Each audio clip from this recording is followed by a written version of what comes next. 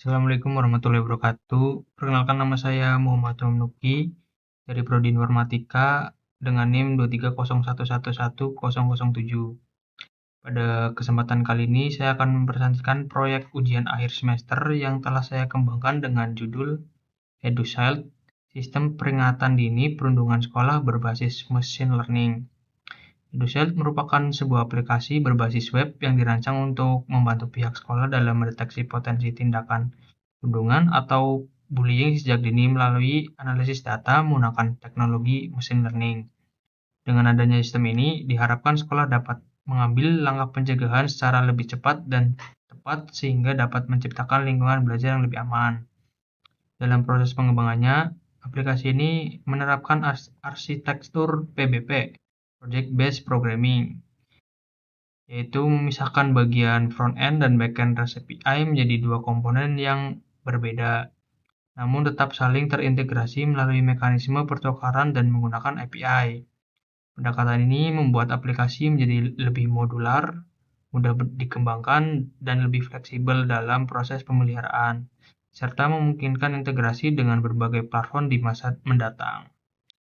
Pada presentasi ini, saya akan menjelaskan mulai dari latar belakang, pembuatan aplikasi, teknologi yang digunakan, arsitektur sistem, implementasi fitur-fitur utama, proses integrasi front-end dan back-end, hingga demonstrasi penggunaan aplikasi serta hasil yang dicapai.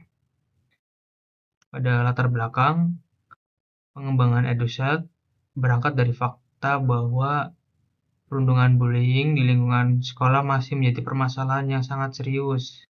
Dampak yang ditimbulkan tidak hanya mempengaruhi kondisi psikologis siswa, tetapi juga mempengaruhi prestasi belajar, mengganggu perkembangan sosial, bahkan dalam beberapa kasus dapat menyebabkan depresi, kecemasan, hingga keinginan untuk mengakhiri hidupnya. Berdasarkan data yang saya ambil dari Kaggle dan Global School-Based Student Health Survey yang diselenggarakan oleh WHO dan CDC, dari 56.981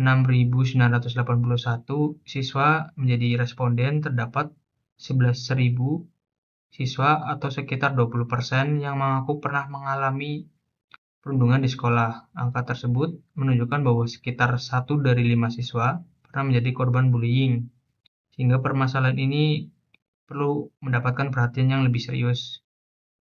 Permasalahan yang lainnya adalah sebagian besar sekolah masih bersifat reaktif, yaitu mengambil tindakan setelah kasus perundungan terjadi atau setelah ada laporan dari korban maupun guru.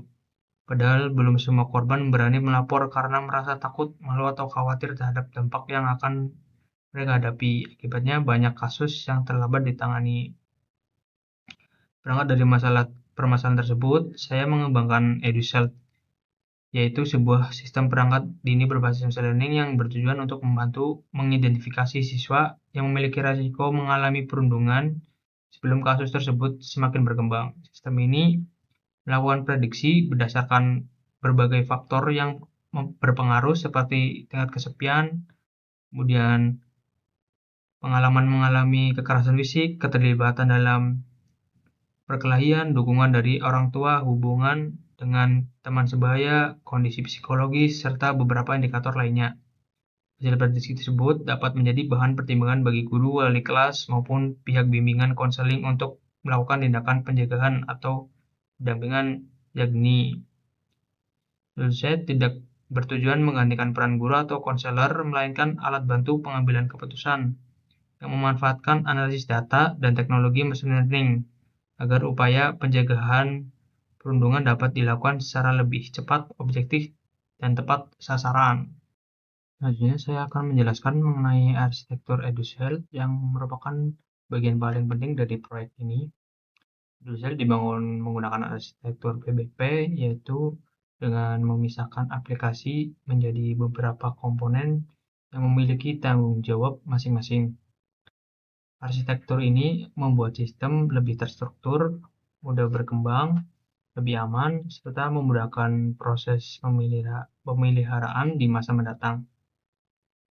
Apabila kita melihat diagram arsitekturnya,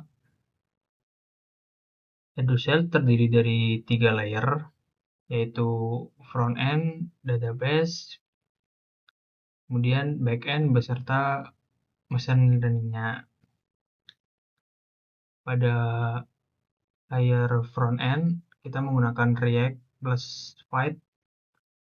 Layer pertama adalah front-end yang dibangun menggunakan React dengan Vite sebagai build tool. Front-end ini berjalan pada port 5173. Front-end bertanggung jawab sepenuhnya terhadap tampilan antarmuka.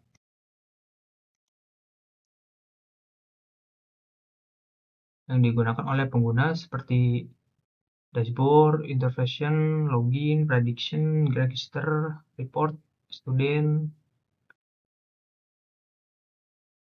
Yang perlu diperhatikan adalah front-end tidak memiliki akses langsung ke database. Front-end juga tidak menjalankan proses machine learning maupun lakukan query SQL. Semua data yang ditampilkan berasal dari backend melalui REST API.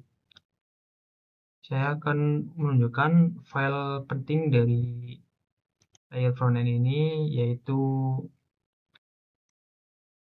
ini. Ini adalah jembatan paling kritis dan BBB paling kritis. Query di sini, setiap request otomatis kirim JWT token. Kalau 4 konsultasi itu token expired redirect ke login. Kenapa file ini penting? Ini adalah file satu-satunya penghubung frontend ke backend. Semua CRUD, out, prediksi ML, dashboard, semua data lewat sini. Kalau file ini tidak ada, frontend tidak bisa komunikasi dengan server. Yang kedua ada app JSX. Di sini root plus outward adalah pintu masuk. Fungsi private root di sini untuk cek token sebelum akses halaman. Kemudian ada halaman privat. Di sini wajib menggunakan token. Kenapa file ini penting? Private root untuk mengontrol akses user. Tanpa token tidak bisa masuk ke halaman manapun. Kemudian nested root, semua halaman privat dirender di dalam layout yang menyediakan sidebar navigasi. Struktur ini membuat aplikasi punya flow yang jelas dari login, dashboard, hingga fitur-fitur lainnya. Di layer selanjutnya di layer database. Di sini database MySQL digunakan untuk menyimpan keseluruhan informasi aplikasi seperti data tabel sekolah, kemudian tabel student, tabel intervensi, tabel prediksi, tabel report. Di sini file ini membuat tabel-tabel tersebut. Di sini tabel induk dari sekolah, kemudian tabel anak dari student yang foreign key ke sekolah. Kemudian interpretasi tabel di sini foreign key dengan sekolah dan student. Pada prediksi juga foreign key ke ID sekolah dan ID student. Yang terakhir di report juga foreign key ke ID sekolah. Kenapa file ini penting? File ini melakukan relasi foreign key yang membuat data terstruktur dan aman. Pada layar selanjutnya di bagian backend ini yang dibangun menggunakan Express.js dan dijalankan pada port 5000. Backend dapat dikatakan sebagai pusat logika bisnis dari aplikasi EduShealth. Seluruh permintaan atau request dari pengguna tidak langsung menuju database, tetapi harus melewati backend terlebih dahulu.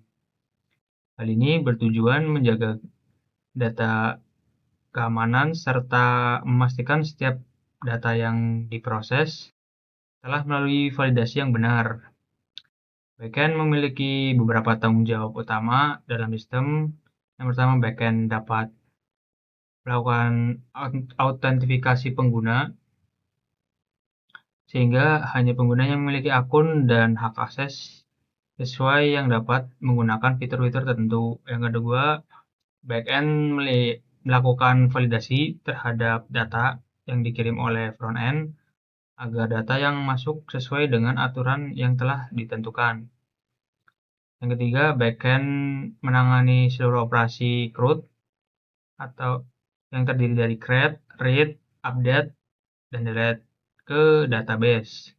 Selain itu, backend juga bertugas memanggil model machine learning ketika pengguna melakukan proses prediksi, kemudian mengolah hasil prediksi tersebut sebelum dikirim kembali ke front-end.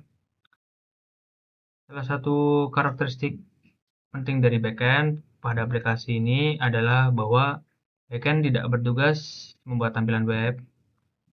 Backend tidak menghasilkan halaman HTML, CSS, ataupun komponen React. Seluruh tampilan antarmuka hanya berada di sisi front-end.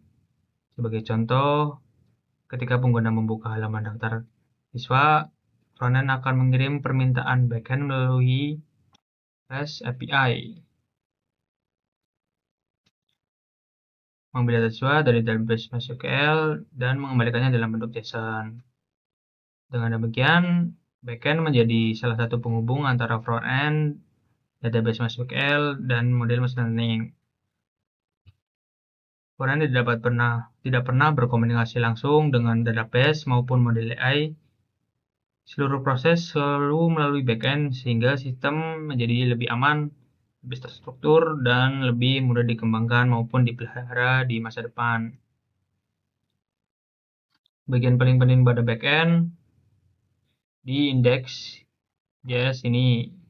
Yang pertama adalah setup Midwell Global.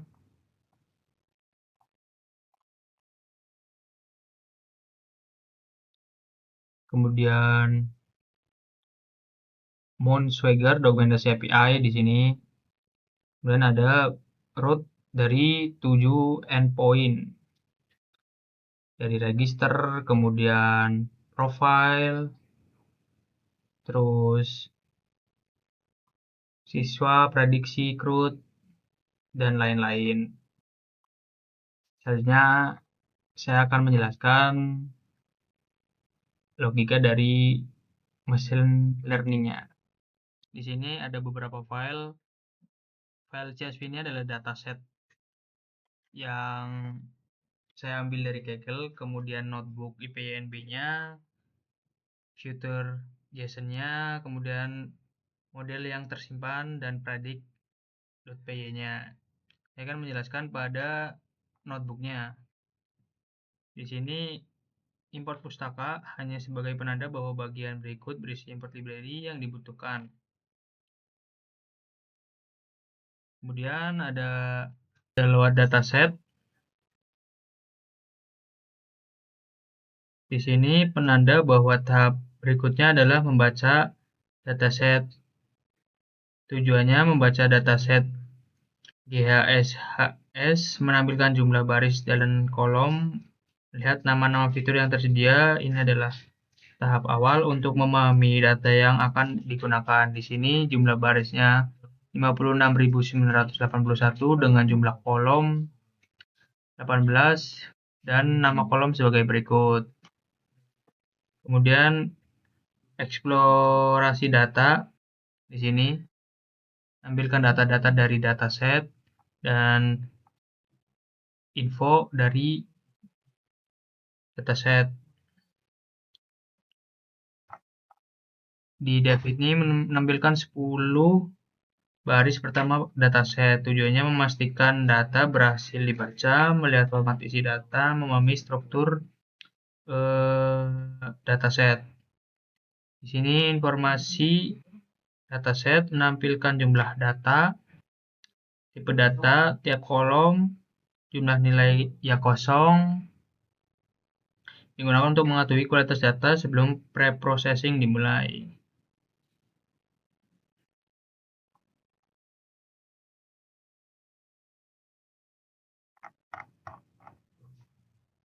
Di sini ada statistik deskripsi untuk kolom kategorikal.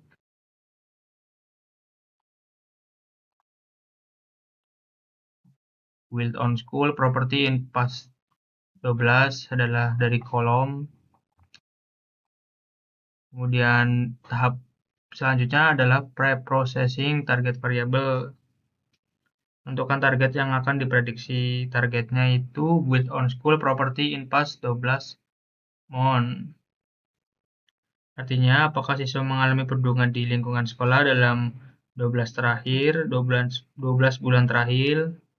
Di sini membersihkan target yes, yes, dan no ke no. Membersihkan data target agar konsisten. Ini adalah visualisasi distribusi target. Di sini no-nya lebih tinggi daripada ya di sini no 79,1% dan yes 20,9. Observasi dataset tidak seimbang atau imbalance.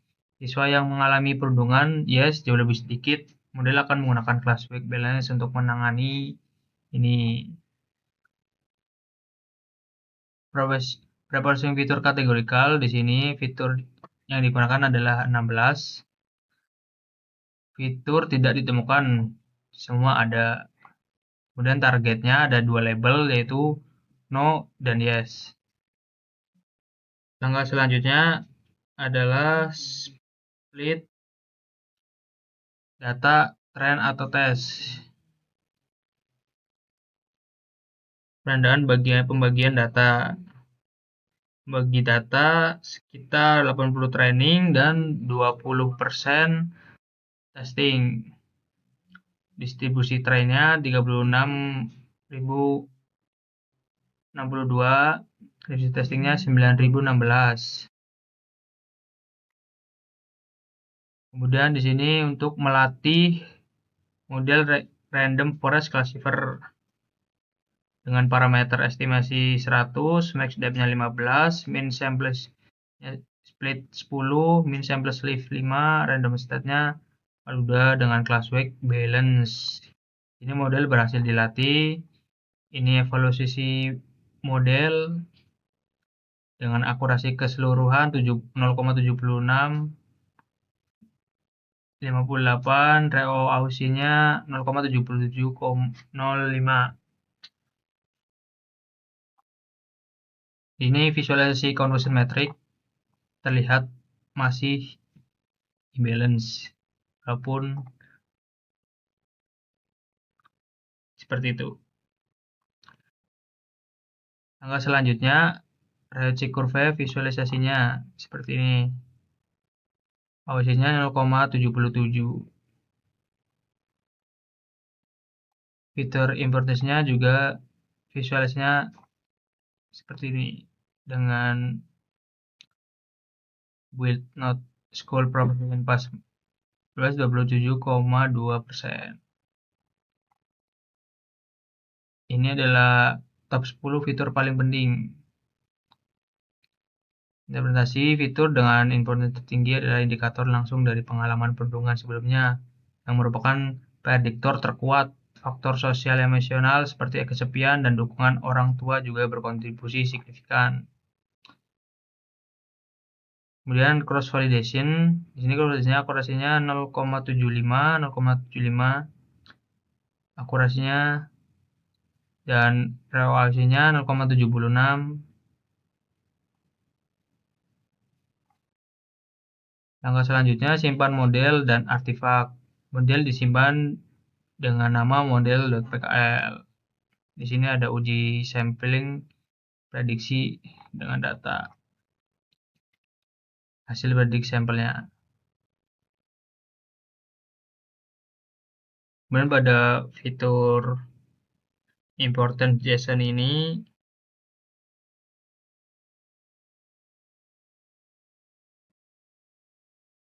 data ini merupakan hasil dari model random forest yang digunakan pada EduCert. Fitur importance menunjukkan seberapa besar pengaruh setiap variabel atau fitur terhadap keputusan model saat melakukan prediksi resiko perundungan. Semakin besar Fitur ini menunjukkan seberapa besar pengaruh setiap variabel atau fitur terhadap keputusan model saat melakukan prediksi risiko perundungan. Semakin besar nilai importance, maka semakin besar pula kontribusi fitur tersebut dalam menentukan hasil prediksi. Ini model TPK adalah hasil dari simpan model pada PredictPy ini. Fitur ini berfungsi sebagai modul machine learning yang digunakan oleh backend untuk melakukan prediksi tingkat risiko perundungan pada siswa. Script ini tidak berinteraksi langsung dengan pengguna, melainkan dipanggil oleh backend Express. Setiap kali frontend mengirimkan permintaan prediksi pada bagian awal, program mengimpor beberapa library yang diperlukan, yaitu SJS untuk membaca input dari backend. Selanjutnya terdapat kode model data. Ini terdapat kode ini, bagian ini digunakan untuk membuat file, model file, kemudian data input frame. Di sini dilakukan proses encoding.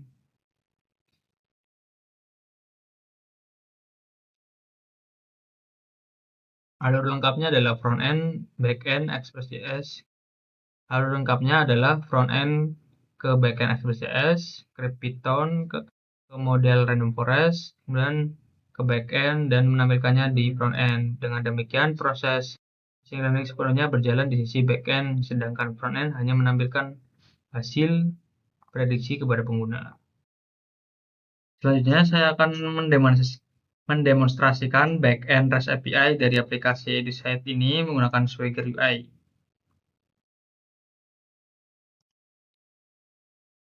Demo ini bertujuan untuk membuktikan bahwa backend yang saya bangun menggunakan Express.js dapat berjalan dengan independen sesuai dengan konsep arsitektur dan semua komunikasi dilakukan melalui REST API dengan format JSON. Pada dokumentasi ini terdapat beberapa kelompok endpoint, yaitu out, school, student, prediction, analytic, inversion, report. Jadi saya akan mendemonstrasikan beberapa endpoint utama untuk menunjukkan bagaimana backend menerima request, memproses data, berkomunikasi dengan database maupun model machine learning, kemudian mengembalikan hasil dalam format JSON. Yang pertama pada out di login. Untuk login sekolah di sini saya tadi sudah memasukkan data dari sekolah.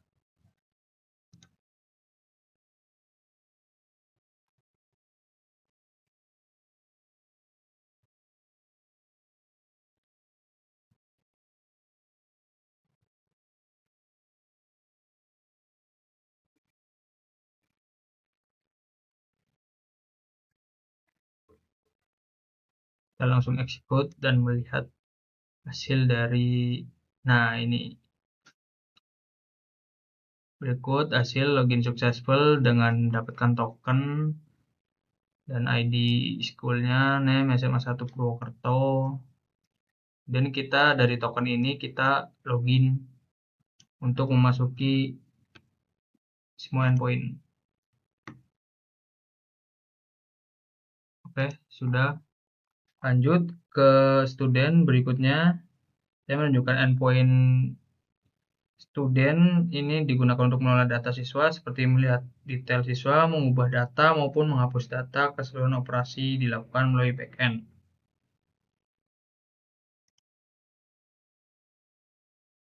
Di sini kita mengambil dari database saja ID-nya. Sudah saya buat sebelumnya. Nah, dari output ini terdeteksi nama siswa Humam, grade 12, male, dengan umur segitu, sekian. Selanjutnya pada prediction, di sini saya mendemonstrasikan endpoint post API prediction, endpoint ini menerima data siswa dalam format JSON. Di sini kita langsung try out.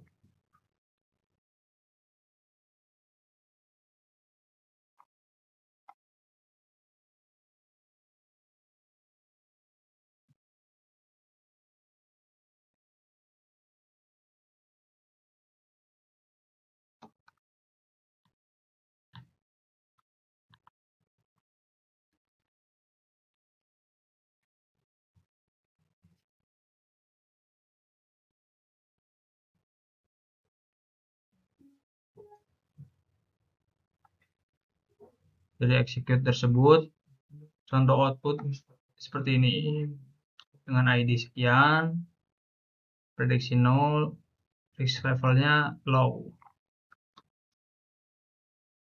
Selanjutnya pada endpoint analistik digunakan untuk menampilkan data analistik seperti distribusi, tingkat risiko siswa, serta fitur importance.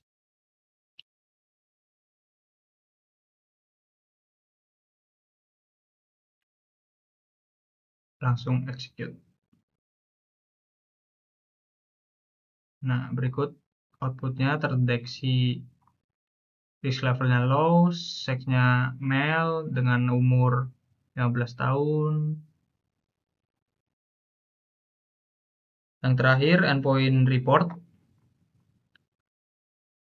digunakan untuk menghasilkan laporan berdasarkan data prediksi dan intervensi yang telah dilakukan.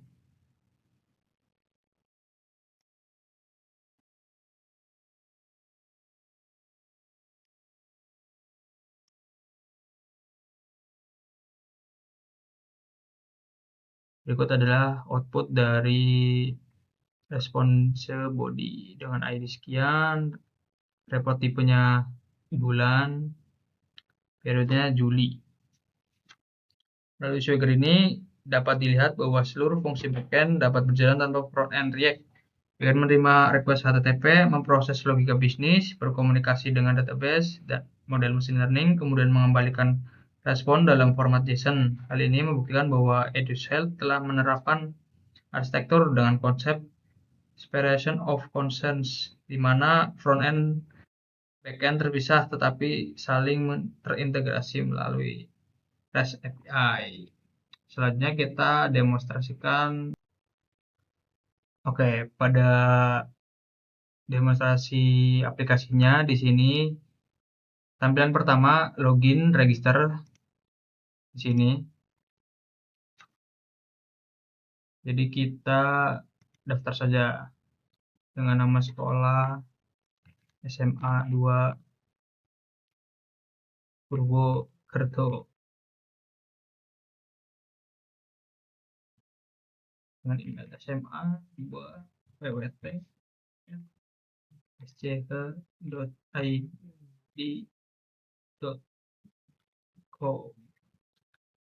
kata sandi SMA 2 pwt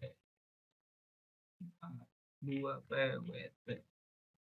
Langsung saja daftar dan langsung otomatis login. Di sini belum ada total siswa, risiko tinggi, prediksi yang dilakukan, intervensi.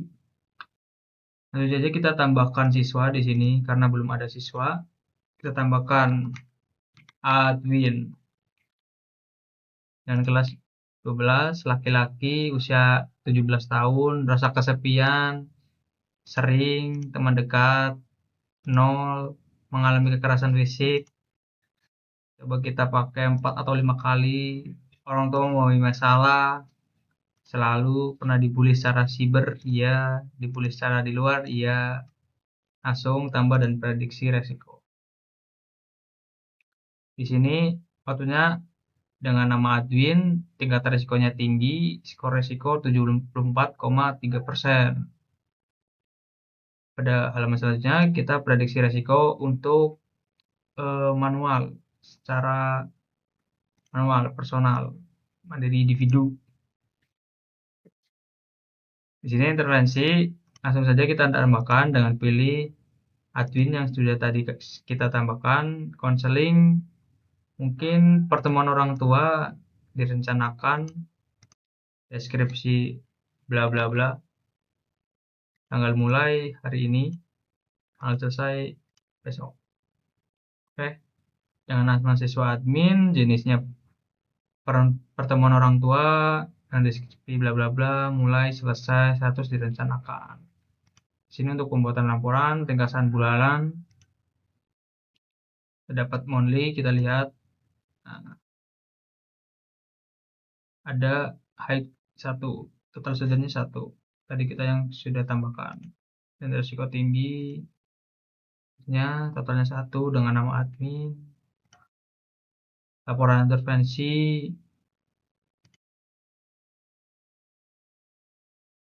teman orang tua sudah sesuai. Mungkin cukup segitu. Sebagai penutup, Edusel merupakan aplikasi berbasis web yang saya kembangkan sebagai sistem peringkatan dini untuk membantu sekolah mengidentifikasi siswa yang beresiko mengalami perundungan menggunakan teknologi machine learning.